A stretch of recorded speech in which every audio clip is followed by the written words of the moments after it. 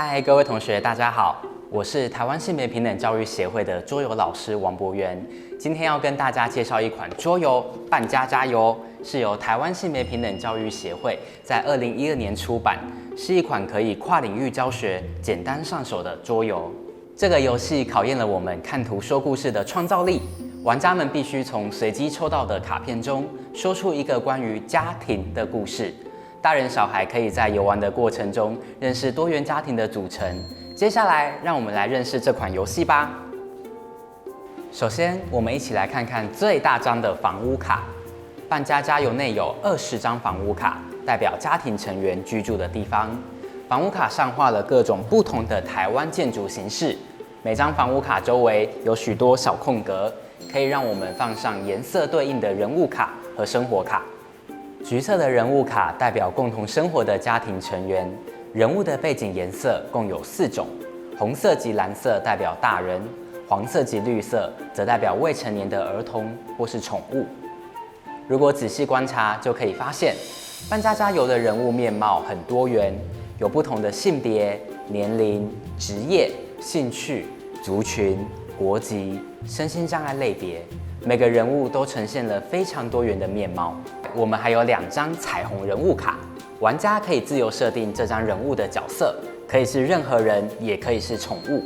另外还有紫色的生活卡，代表家庭成员们日常进行的活动或是发生的事件，有做家事、玩游戏、出游等丰富的日常活动。还有2张太阳与月亮背景的生活卡，可由玩家自行决定日常活动的内容。这款游戏至少需要2名玩家。找好你的伙伴了吗？接下来，让我们进入游戏的教学吧 ，Go！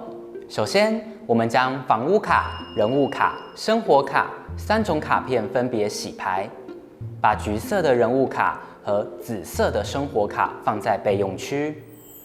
接着，从人物卡中抽出12张，排成4×3的方牌区，背面朝上放在中间。最后，每个人抽1张房屋卡，翻开放在自己面前，把剩余的房屋卡放在旁边备用，我们就完成游戏的准备咯。游戏开始时，我们先选定第1位玩家，再顺时针轮流进行。轮到自己时，先从中央的翻牌区抽1张人物卡，检查自己的房屋卡上有没有对应的颜色格子，如果有的话，就把卡片放进格子中，并记得把翻牌区补满，再换下一位玩家。如果抽完卡发现房屋卡上没有相同颜色的格子，就把人物卡盖回翻牌区，直接换下一位玩家抽卡。偷偷告诉你，记住别人盖回翻牌区的卡片位置，就可以更快地将自己房屋卡上的格子填满哦。再次轮到自己抽卡时，如果人物卡已经集满了，那么就可以开始抽紫色的生活卡。当自己的房屋卡上的人物卡与生活卡都集满时，就可以开始说故事咯。说完故事的玩家就可以再抽1张房屋卡，进行下一回合。那么看图说故事到底应该要怎么进行呢？我们来看看下面故事范例吧。要特别注意的是，这些人都是住在一起的家人，不能是朋友、邻居或是路人哦。台湾的这个木雕的女师傅，她的前夫留给她的一个蒙古包，然后因为她擅长木雕，所以她平常就会手做一些木头的玩具，像是积木之类的，寄给她的孙子玩。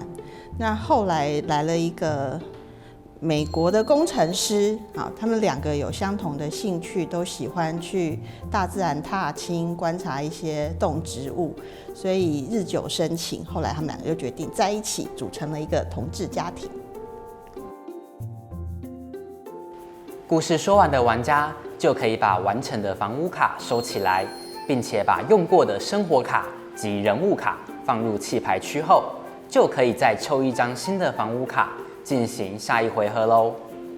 当最后一位玩家讲完故事，而房屋卡也抽完的时候，游戏就结束了，我们就可以开始计算每一位玩家的得分。首先，我们手上有已完成和未完成的房屋卡，已完成的房屋卡，可以按照房屋卡上标示的分数得分。例如，这位玩家手上有3张已经完成的房屋卡，就可以得到11分。另外，未完成的房屋卡，就把上面所有卡片的数量加总，有几张就得到几分。但是因为还没有完成，所以要再扣掉1分，才是这张房屋卡的分数哦。例如，这张房屋卡上只有2张卡片，所以只得到1分。而这一张房屋卡上只有1张卡片，所以得到0分。但是房屋卡上如果没有任何1张卡片，也是0分，不会倒扣哦。空格少的房屋卡，搜集卡片的时候会比较快，但是空格多的房屋卡，分数当然也就会越高啊。一起试着为不同的房屋卡说出最特别的家庭故事吧。玩过基础玩法的各位，接下来让我们一起进入更有挑战的进阶玩法吧。2017年，我们推出了进阶版的扩充卡“不简单的生活”，增加游戏中的复杂度与挑战性，也让家庭生活中的喜怒哀乐、悲欢离合更真实地呈现在游戏中。在不简单的生活中，我们新增了30张人物卡以及30张生活卡，其中有6种比较特别的动作生活卡。接下来，让我们一起来认识它们吧。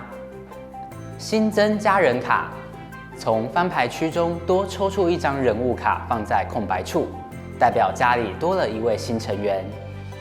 家人消失卡，把自己面前其中1张人物卡盖起来，表示这个角色已经从这个家消失了。